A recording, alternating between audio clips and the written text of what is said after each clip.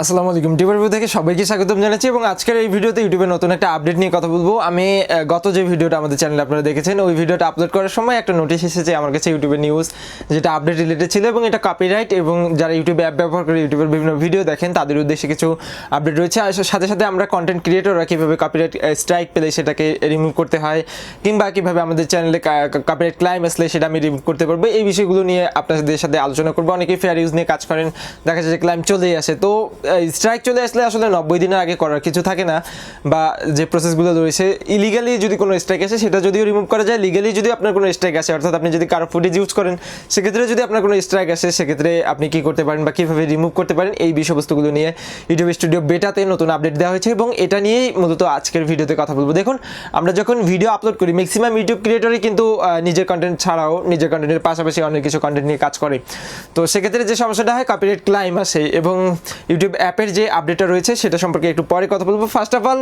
Copyright ক্লাইমের যে আপডেটটা রয়েছে সেটা আপনারা ডিসপ্লের মধ্যে হয়তো বা দেখতে পাচ্ছেন। ইউটিউবের কপিরাইট ক্লাইম আসলে আপনারা সরাসরি এখন থেকে সেটা ইউটিউব স্টুডিও বেটার ড্যাশবোর্ডে দেখতে পারবেন এবং সেইখানে ক্লিক করে আপনি আসলে সেখান থেকে অ্যাকশন নিতে পারবেন। যদি চান ভিডিওটা ডিলিট করে ফেলতে পারবেন অথবা যে অংশটুকু আপনার কপিরাইটেড ছিল ওই ভিডিওতে ওই অংশটুকু কিন্তু ট্রিম করে বা কাট করে আপনি কেটে ফেলতে পারবেন। ইউটিউব থেকে এটা খুব সুন্দর একটা আপডেট দিয়েছে বলে আমি নিজে মনে করি এবং এটার ফলে আমরা যারা ক্রিয়েটর রয়েছি বা আমরা যারা ভিডিও তৈরি করি অনেক সময় ফেয়ার ইউজ করতে গেলে বা ভাইরাল টপিক নিয়ে বা যে কোনো টপিক নিয়ে ভিডিও বানাতে গেলে একটু দেখাতে হয় কিন্তু অডিয়েন্সকে যে আমি এই বিষয়টা নিয়ে কথা বলবো, এই বিষয়টা আপনাদের আগে জানা দরকার। এই বিষয়ে অবশ্যই কিছু একটা দেখাতে হয়, কারণ রেফারেন্স ছাড়া আমরা কেউ কথা বলতে পারি না বা রেফারেন্স ছাড়া কথা বলাটা যুক্তিসঙ্গত নয়।